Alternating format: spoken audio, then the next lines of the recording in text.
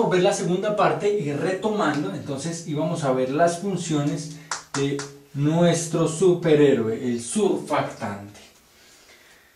Algunas características de esta molécula llamada surfactante. ¿Cuál es su guarida? Los neumocitos tipo 2. Allí vive, allí se forma, allí se crea. ¿Cuáles son sus componentes? Su personalidad. 90% lípidos y 10% proteína. Es más bien gordito. Es más lípido que carne, más lípido que proteína. Entonces, 90% lípido y 10% proteína. En su guarida vive en forma enrolladita. Vive en esta forma. Fíjense. Así, más o menos como un caracol enrolladito.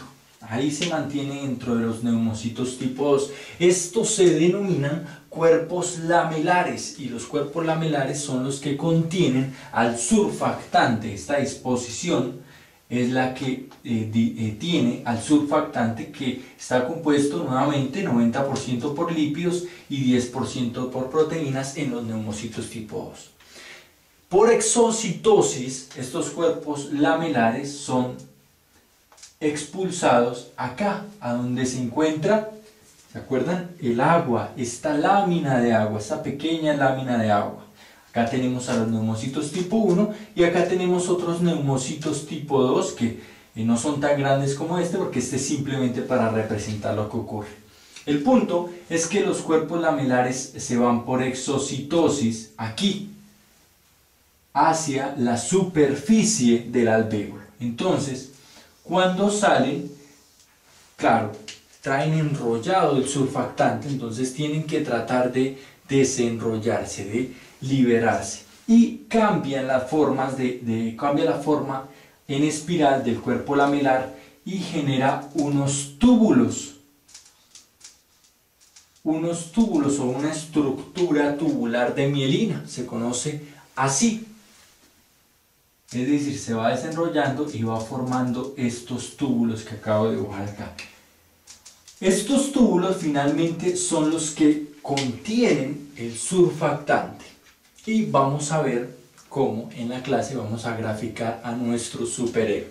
Por ahora, simplemente para resumir, lo que hice acá fue un zoom del neumocito tipo 2, neumocito tipo 1, este muy grande. Los cuerpos lamelares, no lo olviden, contienen al surfactante,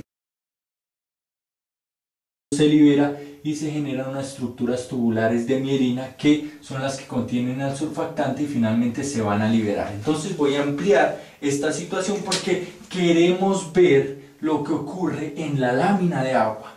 En la lámina de agua es ahí donde va a llegar el surfactante. ¿Y qué va a hacer? Lo vamos a ver inmediatamente. Entonces, lámina de agua, por acá,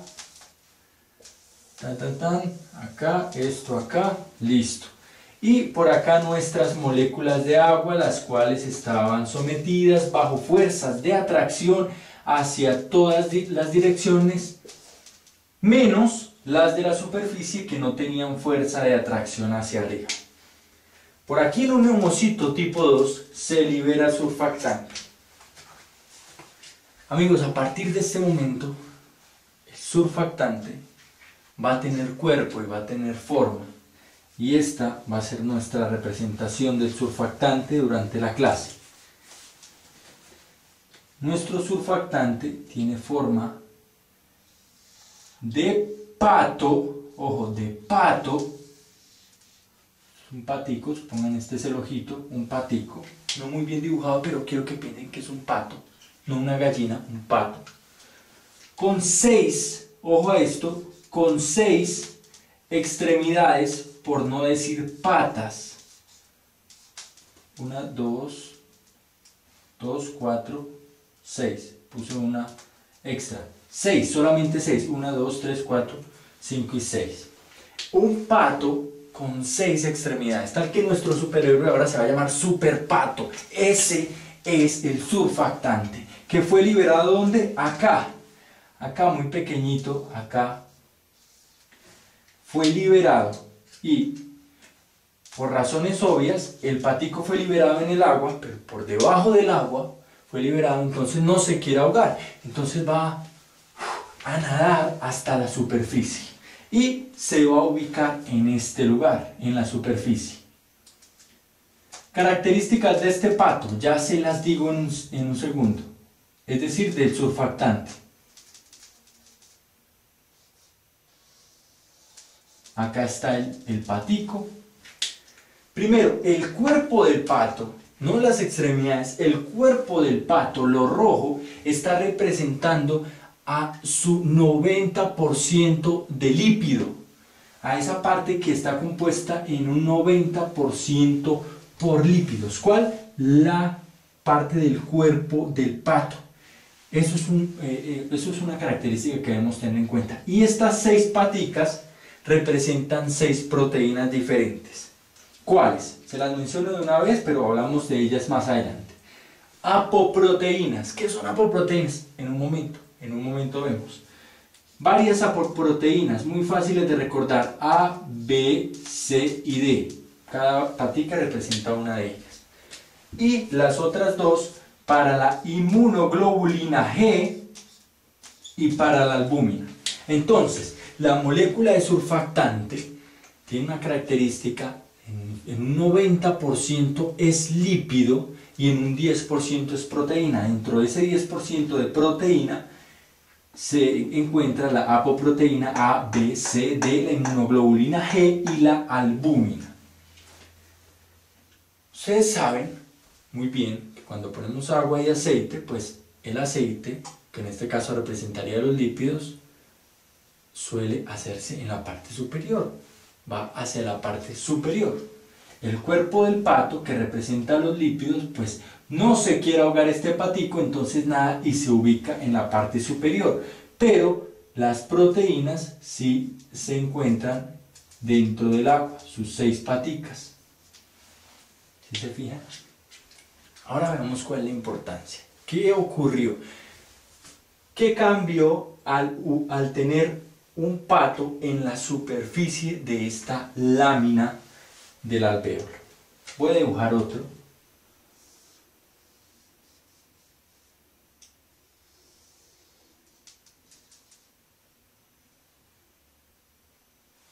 Está bien, así. Sus paticas. Muy bien. Ok. ¿Qué estaba pasando antes de la llegada del superpato? ¿Qué estaba ocurriendo?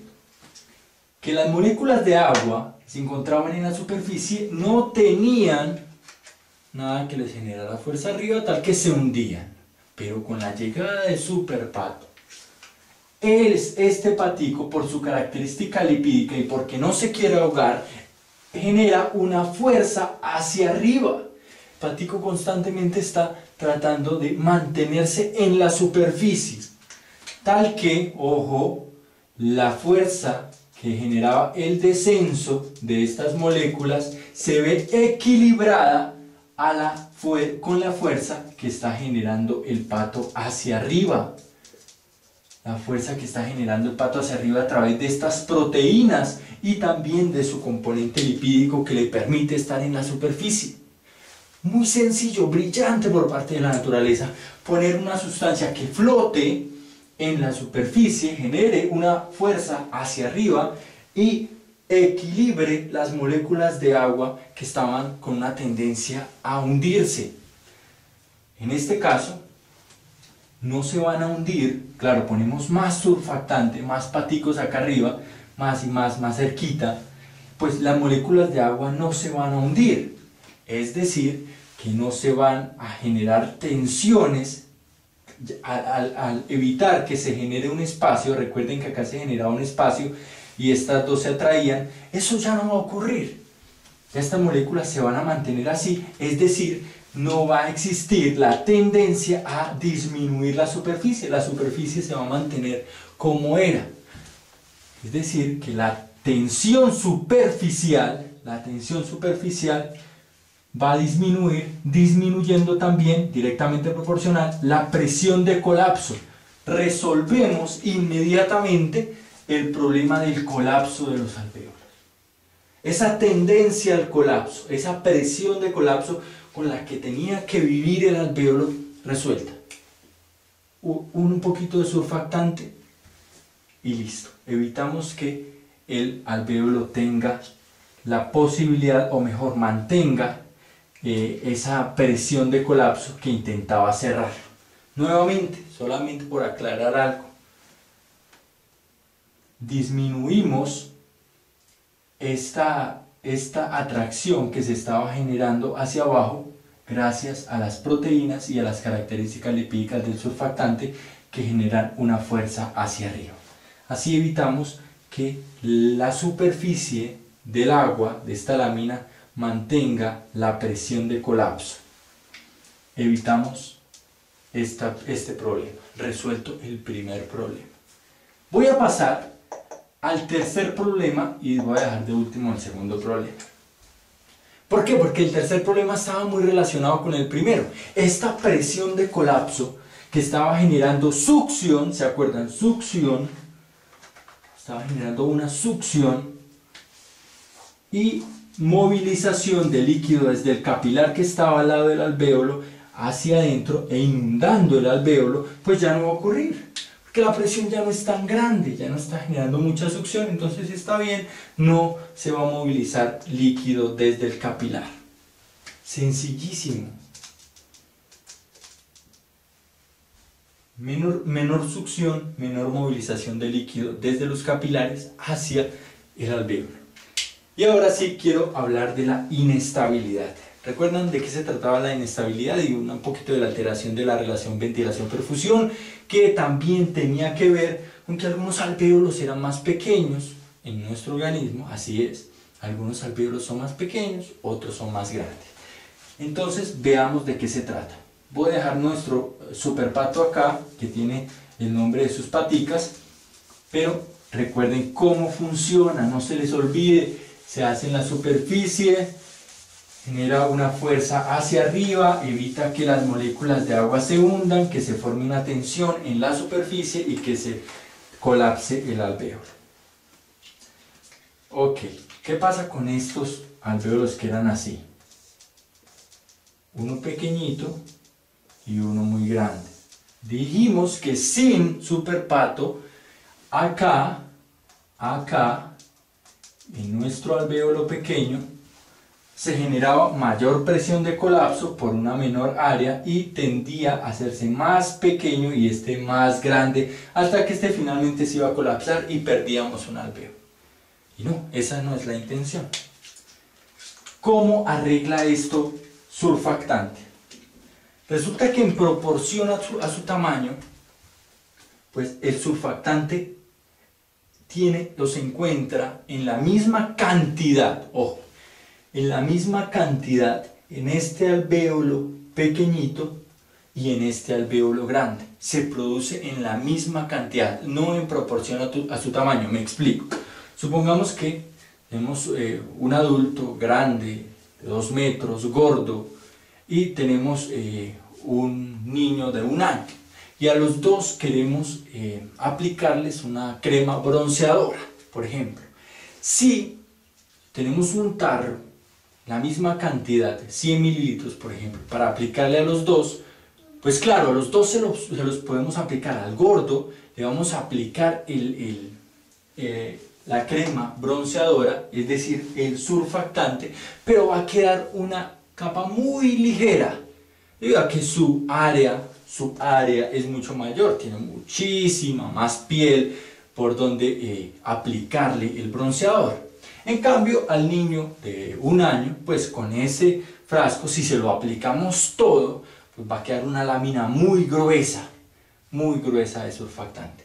Al no discriminar en la cantidad de surfactante que se le administra tanto al grande como al pequeño, finalmente lo que ocurre es que el alvéolo grande queda con una lámina muy delgadita o una cantidad distribuida muy delgadita de superpato, muy fina, como al gordito le quedará la crema bronceadora de una manera muy fina para poder aplicársela en todo su cuerpo, y al niño pequeño le quedará una lámina un poco más gruesa de surfactante, es decir, en proporción tiene más surfactante aplicado en la superficie, porque este era más pequeño.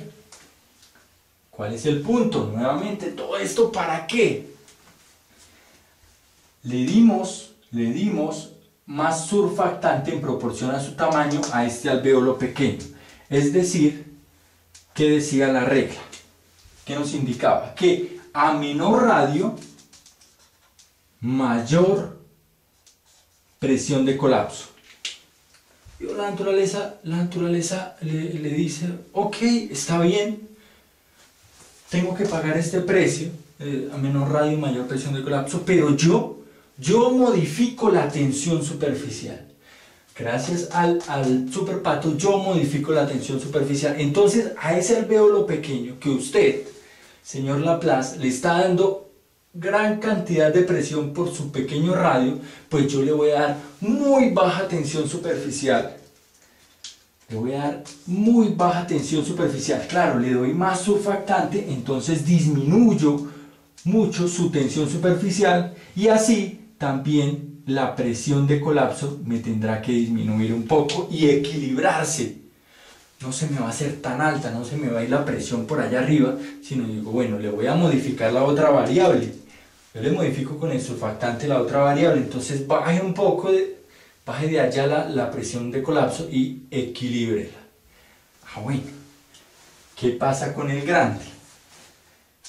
La regla dice que a mayor radio, menor presión de colapso. Entonces otra vez la naturaleza dice, ok, señor Laplace, antes de que usted descubriera esto, yo ya lo había fabricado, entonces necesito que le dé un poquito más de presión de colapso a este alvéolo grande para que trate de cerrarse. Entonces le voy a dar en proporción, le voy a dar menos surfactante, le voy a dejar una lámina muy delgadita de surfactante, así que le voy a aumentar la presión, la tensión superficial, y así usted me tendrá que subir un poquito la presión de colapso, me la va a levantar de allá donde la dejó y equilibrármela un poco. Finalmente, gracias al surfactante y gracias a la diferencia en esta lámina gruesita de surfactante, el bebé untado con mucho bronceador y el gordito untado con una pequeña lámina, pues el movimiento del aire va a cambiar. Ya no va a ser este desocupándose en el grande, sino este hacia el grande y el grande hacia el pequeño, equilibrando, arreglando esta inestabilidad. ¿Ven? Claro, se genera estabilidad entre los alvéolos a pesar de su tamaño y sus modificaciones en el radio. El surfactante, por no discriminar en cantidad en ninguno de ellos, pues modifica la tensión superficial corrigiendo la presión de colapso. Espero realmente haber sido claro con esta idea de la inestabilidad. Así pues, tenemos muchos alvéolos que son grandes, otros que son pequeños, pero se mantienen en un equilibrio. Para finalizar, quiero comentarles otras funciones del surfactante. No solamente es modificar la tensión superficial, también tiene unas paticas. ¿Se acuerdan las opsoninas A, B, C y D? ¿De qué se tratan estas opsoninas? Unas proteínas, ya les había mencionado, hace parte del 10% de las proteínas. Estas proteínas funcionan acá, en este lugar, entre el come galletas y la bacteria. Bueno, el Pac-Man, en este caso no es el come galletas, sino es el macrófago. El macrófago. Entre los macrófagos y las bacterias.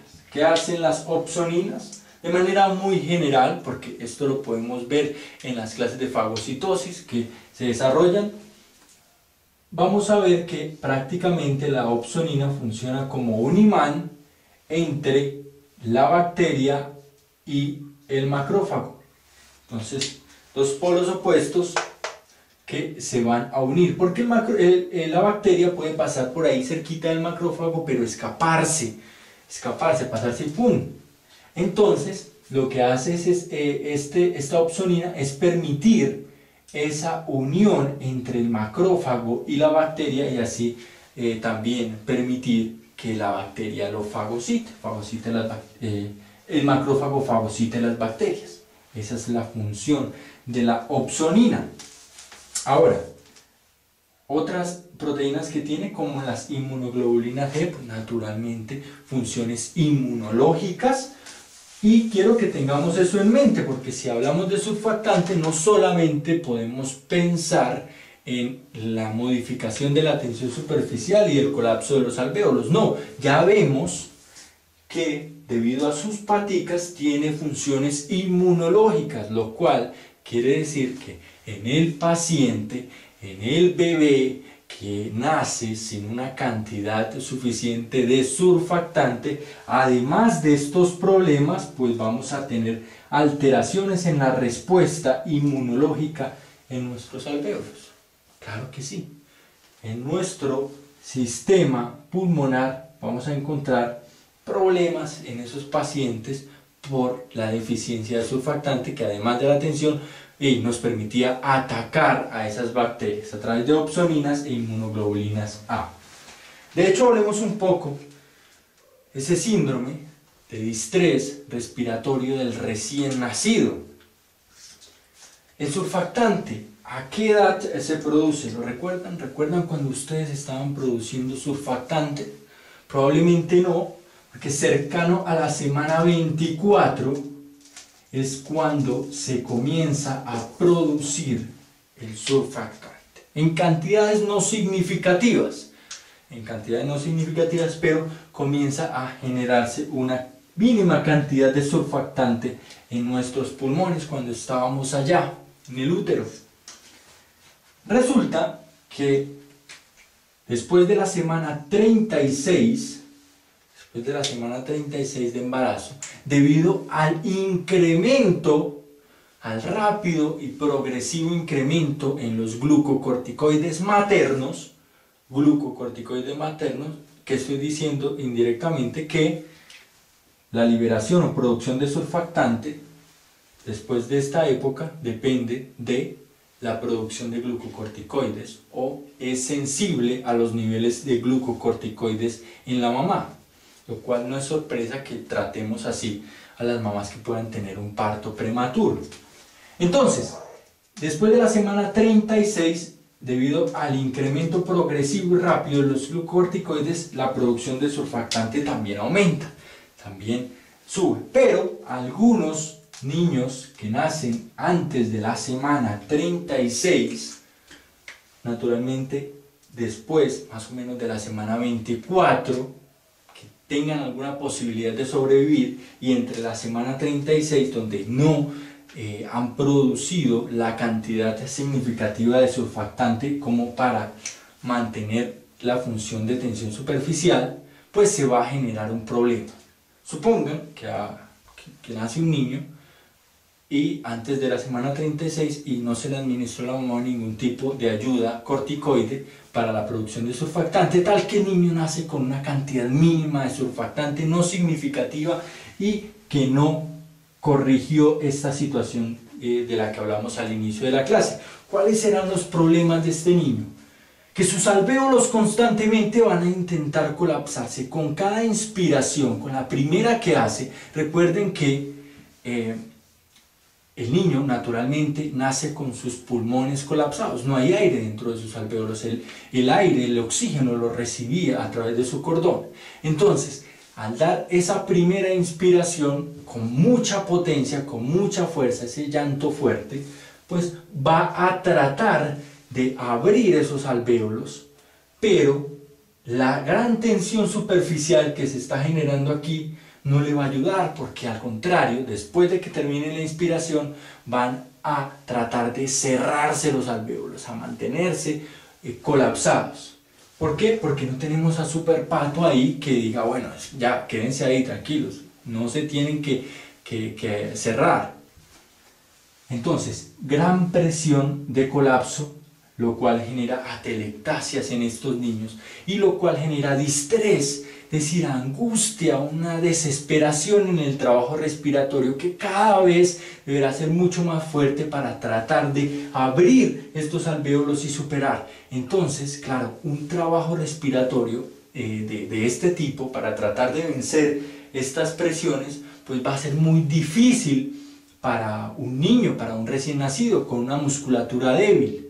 Tal vez una musculatura de un adulto pueda tratar de combatir por un tiempo mayor este problema, pero la musculatura débil de un recién nacido, pues naturalmente no. Entonces, importante comprender que todas estas situaciones, colapso, inestabilidad, edema, se van a presentar en este síndrome en el cual el niño tiene una cantidad disminuida de surfactante. Y no olvidar, ojo con esto, no olvidar que el surfactante también tiene funciones inmunológicas.